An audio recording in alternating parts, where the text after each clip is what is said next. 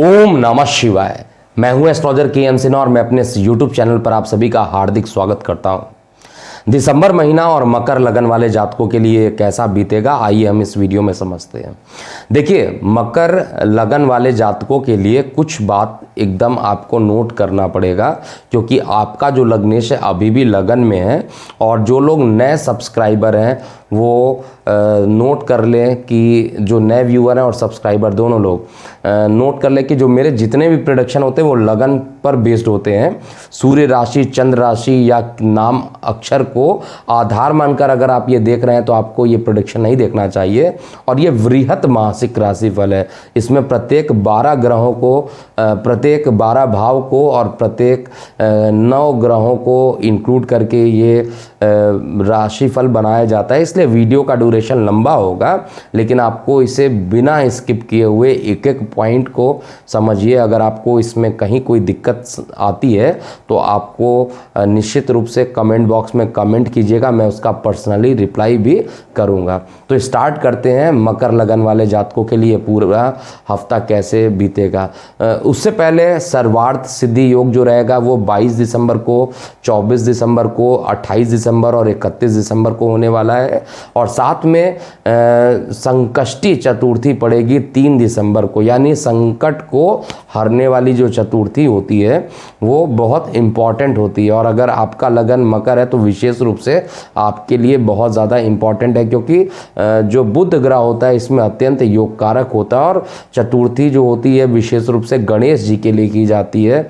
और साथ में संकट मोचक हनुमान जी की भी का भी आशीर्वाद हमें मिलता है। तो जिनके संकट बहुत ज़्यादा बढ़ गए हैं, जिनको अभी कोई भी रास्ता नहीं दिख रहा है कि अब आगे क्या किया जाए, चाहे उनके व्यापार को, उनके कार्य को कोरोना ने काफ़ी परेशान कर रखा हो या कोई भी रीज़न हो, उससे आपको बचने के लिए इस समय केवल और केवल जो मैं उपाय बता रहा हूँ उसको ज़रूर कीजिएगा। संकष्टी चतुर्थी 3 दिसंबर को पड़ेगी। सूर्योदय से लेकर चंद्रोदय तक आपको इसका व्रत रखना चाहिए। और उत्पन्ना एकादशी 11 दिसंबर को पड़ने वाला है। तो 11 दिसंबर को जो उत्पन्ना चतुर्थी है इसमें बेसिकली जो विष्णु देव हैं, जिनका क्योंकि आपके लगन के अकॉर्डिंग देखा जाए तो बृहस्पति देव तत्कालिक मित्र होते हैं, ये शत्रु नहीं माने जाते हैं, तत्कालिक मित्रता होती है। आप ये कह सकते हैं कि लगन के हिसाब से ये उदासीन है, लेकिन कभी भी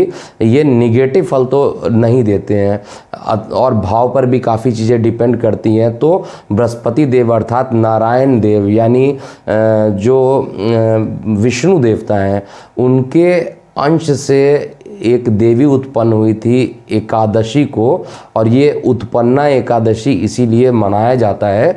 और उत्पन्ना एकादशी में जो मूर नाम के राक्षस का उन देवी ने वध किया था, उससे देवी देवताओं को काफ़ी रिलैक्सेशन मिला था, काफ़ी परेशानियों का हल हो गया था। तो अगर आपके जीवन में भी धन से संबंधित प्रॉब्लम है या कोई और प्रॉब्लम है तो ये दोनों ही चीज़ें आपको उत्पन्ना एकादशी को और साथ में संकष्टी चतुर्थी, इन दोनों का आपको व्रत करना चाहिए। इसके अलावा 12 को और 27 को प्रदोष व्रत रहेगा। और जो 14 तारीख रहेगा उसमें सूर्य ग्रहण पड़ेगा। और सूर्य ग्रहण जो पड़ने वाला है उस पर मैं वीडियो अलग से बनाने वाला हूं, उसको आप ज़रूर चेक कीजिएगा। और इसके अलावा जो सूर्य का गोचर होगा वृश्चिक से ये धनु में जाएंगे, धनु संक्रांति करेंगे। इसके कारण से आपके ये पूरे वर्ल्ड में कहा जाए तो खरमास लग जाएगा, क्योंकि किसी भी प्रकार के मांगलिक कार्य को नहीं किया जाता है खरमास में। और जितने भी मांगलिक कार्य होते हैं जैसे मुंडन संस्कार हुआ, विवाह हुआ, गृह प्रवेश हुआ, इन सभी के लिए वर्जित हो जाता है। तो आइए हम समझते हैं प्रत्येक ग्रहों का आपके लगन के ऊपर क्या क्या प्रभाव पड़ेगा। तो सबसे पहले हम बात करते हैं आपके लग्नेश की, यानी शनिदेव की बात करते हैं। देखिए, शनिदेव इस समय आपके लगन में है, देवगुरु बृहस्पति के साथ हैं, अपने घर में किसी भी ग्रह का अपने घर में होना सबसे अच्छा माना जाता है। तो शनिदेव यहाँ पर आपके लगन में बैठे हैं तो चीज़ों को विलंब ज़रूर कराएंगे, लेकिन आपके लग्नेश हैं, लगन में बैठे हैं तो नेम फेम मानसिक विकारों को दूर करना इनके लिए ये क्षेत्र है और ये मानसिक विकारों को दूर करेंगे और नेम फेम को भी बढ़ाएंगे। तीसरी दृष्टि से ये आपके पराक्रम के स्थान को देखेंगे, तृतीय भाव को देखेंगे, तो निश्चित रूप से शनिदेव यहाँ पर आपको मेहनत तो ज़रूर कराएंगे, लेकिन याद रखिएगा मेहनत से वैसे भी जितने मकर वाले होते हैं वो शनिदेव के अधीन आते हैं और शनिदेव से जो भी चीज़ें जुड़ जाती हैं वो काफ़ी मेहनत वाले लोग हो जाते हैं। तो आप मेहनत से आप पीछे भी नहीं हटेंगे। और एक विशेष चीज़ें यहाँ पर बन रही है कि दशम का लगन का जो मालिक है वो लगन में है और तृतीय का जो मालिक है वो भी लगन में है। तो इसका मतलब लग्नेश और तृतीयेश की युति हो रही है, इस कारण से आपका नेम फेम भी बढ़ेगा। लगन में ही दोनों जाकर बैठे हुए हैं तो नेम फेम बढ़ना यहाँ पर तय है। देवगुरु बृहस्पति की बात करते हैं। देखिए बृहस्पति मैंने बताया यहाँ पर कि ये द्वादश स्थान के मालिक है, आपके तृतीय स्थान के मालिक है, दोनों को ही मारक कहा जाता है। लेकिन इस लगन में ये बृहस्पति मार्केश का काम नहीं करते हैं, मारक नहीं बनते हैं, क्योंकि लग्नेश से इनकी उदासीनता होती है। ये तात्कालिक मित्र होते हैं लेकिन शत्रु की तरह कभी भी बिहेव नहीं करते हैं। और साथ में ये बैठे हैं तो द्वादश को भी लेके लगन में बैठे हैं और तृतीय स्थान को का मालिक होकर लगन में बैठे हैं और पंचम दृष्टि से पंचम को देख रहे हैं, नवम दृष्टि से नवम को देख रहे हैं, सप्तम दृष्टि से सप्तम को देख रहे हैं। तो एक प्रकार से विदेशों से आपको लाभान्वित करेंगे, जीवन साथी का आपको सहयोग बढ़ाएंगे और शिक्षा और प्रतियोगिता के क्षेत्र में जो विद्यार्थी वर्ग हैं उनको ये ज्ञान भी प्रदान करेंगे। लव रोमांस का जो क्षेत्र रहेगा उसमें आपके लिए ये समय अच्छा बिल्कुल भी नहीं रहने वाला है। भाग्य की उन्नति और धार्मिक यात्राओं का योग भी देवगुरु बृहस्पति यहाँ पर करने वाले हैं। अब हम मंगल देव की बात करते हैं। देखिए मंगल देव को यहाँ पर चतुर्थ स्थान का मालिक दिया गया है। तो चतुर्थ स्थान का मालिक यानी सुख के मालिक होकर पराक्रम स्थान पर बैठे, अपने कारक भाव में बैठे हैं। और ये नोट कर लीजिएगा, जो भी ग्रह अपने कारक भाव में बैठते हैं कभी भी मारक नहीं बनते हैं। इसलिए यहाँ पर आपके लिए अच्छे पोजीशन पे बैठे हैं, मेहनत खूब कराएंगे। एक तो शनिदेव का मेहनत और दूसरा मंगल की एनर्जी, तो एनर्जी रहेगा, आप मेहनत करेंगे और नेम फेम भी काफ़ी आपका यहाँ पर बढ़ने वाला है। और मंगल जैसे ही अपना राशि परिवर्तन करके ये चतुर्थ में जाएंगे, रोचक नाम का पंच महापुरुष बनाएंगे। इसी समय ये वो टाइम रहेगा, यदि आप अपना भूमि वाहन या मकान में कुछ इन्वेस्टमेंट करना चाहते हैं तो आपके लिए अत्यंत योगकारक हो जाएगा, अच्छा होगा। और कुछ ना कुछ ऐसे कंडीशंस बनेंगे आपके लिए भूमि वाहन से संबंधित जिससे कि आपको पॉजिटिव रिजल्ट ज़रूर मिलने वाला है। अब मंगल की जो चतुर्थ दृष्टि है वर्तमान में 24 दिसंबर से पहले ये आपके रोग ऋण और शत्रु को देखेंगे, तो आपके रोग को ख़त्म करेंगे, ऋण को खत्म करेंगे, शत्रु को खत्म करने वाले हैं। सातवीं दृष्टि से शत्रु क्षेत्र में जाएंगे तो धार्मिक कार्यों में व्यवधान भी उत्पन्न करेंगे, साथ में छोटी मोटी यात्राएं करेंगे, उसमें भी कष्ट आपको मिलेगा। भाग्य का साथ यहाँ पर नहीं मिलेगा क्योंकि यहाँ पर जो दृष्टि पड़ रही है वो शत्रु क्षेत्रीय दृष्टि पड़ रही है। इसके अलावा मंगल की जो आठवीं दृष्टि है वो अपने दशम कारक स्थान पर देख रहा है, दिशा बली हो जाते हैं वहाँ पर जाकर, लेकिन वर्तमान में वहाँ पर शुक्र है और शुक्र आपका योग कारक है, इसलिए दशम स्थान से संबंधित कुछ जो परेशानियां रहेंगी वो शुक्र देव जब तक वहाँ पर उपस्थित है तब तक कोई बहुत ज़्यादा परेशानी वाली बात नहीं है। और शुक्र देव वहाँ से निकल भी जाए तब भी जो मंगल की शनि की जो उच्च दृष्टि होगी वो भी दशम भाव पे पड़ती रहेगी। तो ओवरऑल जो लोग मेडिसिन से रिलेटेड इस समय जुड़े हुए हैं, फार्मा से रिलेटेड जुड़े हुए हैं, लोहे से रिलेटेड कोई काम कर रहे हैं या वाहन से रिलेटेड कोई काम कर रहे हैं, उनके लिए काफ़ी अच्छा फल यहाँ पर मंगल देव भी देने वाले हैं। अब हम बात करते हैं सूर्य देव की। देखिए सूर्य देव क्योंकि आपके आयु के मालिक हैं, खुद एकादश में जाकर बैठे हुए हैं, तो सूर्य का नेचर होता है कि, और वैसे भी आपके लगन के पूर्ण शत्रु हैं। आपका लग्नेश जो है शनि है और सभी लोग जानते होंगे शनि और सूर्य में क्या होती है, अत्यंत शत्रुता होती है, पिता पुत्र होने के बाद भी शत्रु होते हैं यहाँ पर। तो यहाँ पर जो राजा प्लैनेट यानी सूर्य एकादश में बैठेंगे तो भाई बहनों, बड़े भाई बहनों से कुछ विवाद यहाँ पर करा सकते हैं। आय के स्रोत में कुछ दिक्कतों का सामना करना पड़ेगा। एक तो धन स्थान पर ऑलरेडी, यहाँ धन स्थान पर जो शनिदेव हैं, धन के मालिक होकर लगन में बैठे हुए हैं, तो धन से संबंधित डिले कराएंगे। और यहाँ पर जो सूर्य देव हैं वो गोचर में अच्छा परिणाम देने वाले नहीं हैं। इनका राशि परिवर्तन होगा 16 दिसंबर को, और जैसे इनका राशि परिवर्तन होकर ये द्वादश में चल जाएंगे, आपके लिए विपरीत राजयोग की कंडीशन बनाएंगे और एक अच्छा परिणाम देंगे, रोग ऋण और शत्रुओं को दमन कर देंगे। तो सूर्य का जो प्रभाव अच्छा जो मिलेगा, negative planet with a positive result, ये आपको 16 दिसंबर के बाद देखने को मिलेगा। अब हम शुक्र देव की बात करते हैं। राहु और केतु के बारे में ऑलरेडी राशि परिवर्तन रिपोर्ट में बताया जा चुका है क्या क्या प्रभाव पड़ेगा। तो राहु केतु का आप उसी वीडियो में जाके चेक कीजिएगा, डिस्क्रिप्शन लिंक में इसका लिंक शेयर कर देंगे डिस्क्रिप्शन में। अब हम शुक्र देव की बात करते हैं। देखिए शुक्र देव जो होते हैं इस कुंडली में अत्यंत योग कारक होते हैं। एक तो पंचमेश, एक दशमेश, और यानी दोनों ही अच्छे घर इनको मिले, पंचम स्थान का मालिक और दशम स्थान का मालिक, और शुक्र देव भी वहाँ पर बैठे हुए हैं। तो शुक्र का दशम स्थान पर बैठना अपने घर में मालव्य नाम का पंच महापुरुष योग बना रहा है, और ऊपर से शनि की 10वीं दृष्टि भी पड़ रही है।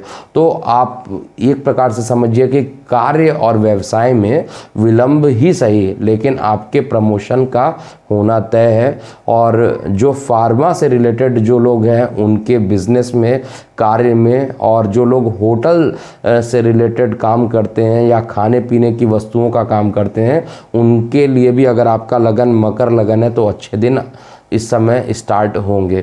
एकादश स्थान ये शुक्र का जो रहेगा, और शुक्र का दशम स्थान पे बैठना आपके प्रेम प्रसंग को भी यहाँ पर बढ़ाएगा। तो ये था पूरे ग्रहों की स्थिति जो मैंने बताया है। चंद्रमा को मैंने इंक्लूड नहीं किया। राहु केतु का राशि परिवर्तन ऑलरेडी एक बड़ा वीडियो होता है, केवल राहु और केतु को आधार मानकर जो चेक किया जाता है उसको पहले ही पब्लिश किया जा चुका है। अब हम प्रत्येक भाव पर इसका क्या प्रभाव पड़ेगा आइए हम समझते हैं। देखिए लगन पे ऑलरेडी मैं बता चुका हूँ कि मानसिक विकार आपके दूर होंगे। प्रथम भाव के रिस्पेक्ट में सारे ग्रहों का मैंने भविष्य कथन यहाँ पर किया है, तो वो तो अपने जगह पर ही रहेगा, उसमें कहीं पर भी कोई चेंजिंग नहीं है। जितनी चीज़ें मैंने बताया है वो उसी के अकॉर्डिंग, प्रत्येक ग्रहों के अकॉर्डिंग क्या क्या चीज़ें रहेंगी वो ऑलरेडी बताया जा चुका है। द्वितीय भाव से संबंधित देखते हैं, क्योंकि द्वितीय भाव धन का भाव होता है, परिवार का भाव होता है, वाणी का भाव होता है, दाहिने नेत्र का भाव होता है, और भी बहुत सारी चीज़ें होती हैं। लेकिन इन 4 बातों को तो एकदम याद कर लीजिएगा। द्वितीय भाव से संबंधित अगर फल देखता हूँ तो द्वितीय भाव का मालिक खुद लगन में बैठा है, और इस आपके जो लग्नेश हैं उन्होंने एकादश और द्वादश और तृतीय के जो नीच भंग किए हैं, इसका सकारात्मक परिणाम भी आपको इस महीने देखने को मिलेगा। धन में थोड़ा विलंब ज़रूर होगा, लेकिन धन आपको लंबा मिलने वाला है, बड़े धन की प्राप्ति होगी। और कहीं फंसा हुआ धन है तो उसके भी धीरे धीरे इंस्टॉलमेंट में ही सही लेकिन मिलने की संभावना बढ़ जाएगी।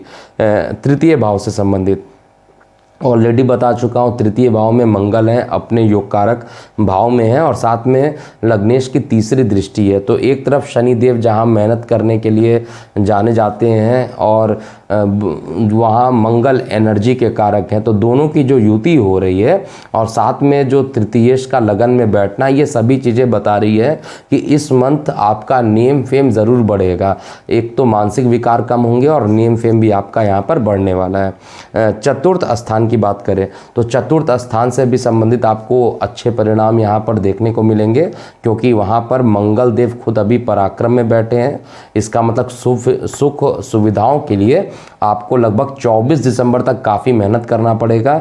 लेकिन जैसे इनका राशि परिवर्तन होकर ये खुद रुचक नाम का पंच महापुरुष बनाएंगे, आपके लिए श्रेष्ठ हो जाएगा। और यही वो टाइम होगा जब प्रॉपर्टी में आपको निवेश करना चाहिए। पंचम स्थान से संबंधित फल को देखते हैं। देखिए पंचम स्थान से संबंधित मुझे बहुत अच्छे रिजल्ट यहाँ पर नहीं दिखाई दे रहे हैं, क्योंकि राहु वहाँ पर विराजमान है। राहु पंचम में बैठ जाए तो माइंड में राजनीति ले आ देता, और राजनीति सामान्य लोग को राजनीति करना अच्छा कार्य नहीं है बाद में, क्योंकि राहु जैसे ही राशि परिवर्तन करेंगे उस समय आपको पूरे तरीके से फंसा देंगे। इसलिए आपको यहाँ पर बचना चाहिए। हालांकि इसका जो मालिक है 11 दिसंबर तक आपको सकारात्मक परिणाम देगा, लेकिन जब शुक्र खुद अपने शत्रु राशि में चले जाएंगे, एकादश में चले जाएंगे, लेकिन वहाँ पर अपने घर को देखेंगे, राहु से दृष्ट रहेंगे, वो एक टाइम होगा जो आपके लिए अच्छा नहीं होगा। और जिनके प्रेम प्रसंग चल रहे थे उनके प्रेम प्रसंग में भी ये विरोधाभास उत्पन्न करेंगे, और किसी प्रकार के रुकावटों से युक्त ये पंचम भाव इस महीने आपको परिणाम देने वाला है, बट विद्यार्थी वर्गों के लिए श्रेष्ठ रहेगा। छठवें भाव से संबंधित फल को देखा जाए, देखिए छठवां भाव जो है उसका जो मालिक है वो खुद बुध है। ऑलरेडी बुध का प्रभाव बता चुका हूँ कि जो महीने का जो मध्य भाग होगा उसके बाद ये अच्छा परिणाम देंगे। लेकिन यहाँ पर जो छठवें घर पर देखा जाए तो छठवें घर पर किसी विशेष ग्रह की प्रभाव नहीं पड़ रही है, बस मंगल की जो दृष्टि पड़ रही है, जिससे रोग ऋण शत्रु आपके खत्म होंगे, और ये अच्छी बात है। रोग आपके खत्म हो, ऋण खत्म हो, शत्रु खत्म हो, मुकदमेबाजी में आपको लाभ हो, तो ये एक अच्छा इंडिकेशन है। तो छठवें भाव से संबंधित आपको अच्छा परिणाम यहाँ पर मिलने वाला है। सातवें भाव से संबंधित अगर फल को देखा जाए तो सातवां भाव का जो मालिक है वो चंद्रमा है, जो कि वैरी करता रहता है। प्रत्येक दिन अलग अलग नक्षत्र में ये चंद्रमा रहता है, इसलिए चतुर्थ यानी जो चंद्रमा का जो स्थान है 4 नंबर जहाँ पर आप देख रहे हैं, ये चंद्रमा अलग अलग दिन अलग अलग जगह रहेंगे, लेकिन सप्तम स्थान पे लग्नेश की दृष्टि है, और साथ में शुभ ग्रह बृहस्पति की दृष्टि है और उच्च दृष्टि है। तो यहाँ पर विवाह संबंधित कार्यों में विलंब और होगा। जो मकर लगन वाले हैं और जिनके विवाह नहीं हो रहे हैं, उनके विवाह में होने में कुछ कठिनाइयों का सामना करना पड़ेगा, और दैनिक रोजगार के क्षेत्र में कुछ खर्चों के साथ लेकिन काम आपके ज़रूर बनेंगे। अष्टम भाव से संबंधित यहाँ पर मिश्रित परिणाम आपको देखने को मिलेंगे, और यहाँ पर शेयर सट्टा लॉटरी से आपको बचना चाहिए। नवम भाव, यहाँ पर आपको धार्मिक कार्यों के लिए ये टाइम जो रहेगा काफ़ी बढ़िया रहेगा। धर्म के प्रति आपका झुकाव बढ़ेगा, लेकिन जो पिता हैं उन पर मंगल की जो दृष्टि पड़ रही है वो पितृ स्थान पर पड़ने के कारण पिता को थोड़ा कष्ट भी यहाँ पर उत्पन्न करेगा। सबसे बढ़िया स्थान दशम भाव रहेगा। दशम भाव में यहाँ पर शुक्र ऑलरेडी मालव्य नाम का पंच महापुरुष बना रहे हैं, और लग्नेश की उच्च दृष्टि पड़ रही है, तो अत्यंत योगकारक सबसे बढ़िया बेस्ट पोजीशन है कार्य व्यवसाय को लेकर। और अगर आप फार्मा से रिलेटेड काम करते हैं तो उसके लिए तो फिर और अच्छी बात हो जाती है। अगर आप टेक्नोलॉजी से भी रिलेटेड काम करते हैं तो भी आपके लिए व्यापार और कार्य के क्षेत्र में प्रोग्रेस ज़रूर आपको देखने को मिलेगा। एकादश से संबंधित फल को देखते हैं। देखिए एकादश में जो है वो इस समय सूर्य हैं, केतु हैं और बुध हैं। तो केतु का सूर्य का एक साथ बैठना, ऊपर से राहु की दृष्टि पड़ना, तो इनकम में कहीं ना कहीं संघर्ष ज़रूर करना पड़ेगा। और धन स्थान का मालिक भी आपका शनि है, लगन में बैठा है, तो डिले करना तो डिले हो सकता है, लेकिन आपकी जो कड़ी मेहनत होगी जो शनिदेव कराएंगे आपसे, और मंगल जो एनर्जी आपके अंदर आएगी, इस कारण से आप मेहनत करके अपने एकादश स्थान को भी बलि कर लेंगे। अब द्वादश स्थान की बात करते हैं। देखिए द्वादश का मालिक खुद नीच का है, लेकिन नीच भंग करके ये आपके लगन में बैठा है और लग्नेश के साथ बैठा है, तो विदेशों से संबंध आपके अच्छे बनेंगे। और जो लोग ऑनलाइन रिलेटेड काम करते हैं, इस पूरे माह दिसंबर तक आपको लगातार एक अच्छा परिणाम मिलेगा। थोड़ा विलंब ज़रूर होगा, जो लोग पीआर के लिए अप्लाई करना चाहते हैं उनको थोड़ा विलंब ज़रूर होगा, लेकिन विलंब के बाद काम बनने की संभावना ज़्यादा रहेगी। हालांकि कोरोना का समय चल रहा है तो इसमें पीआर की बात अभी करना उचित नहीं होगा, लेकिन फिर भी अगर आप अपना स्थान परिवर्तन करना चाहते हैं तो दिसंबर के माह में इसके कुछ योग ज़रूर बन रहे हैं।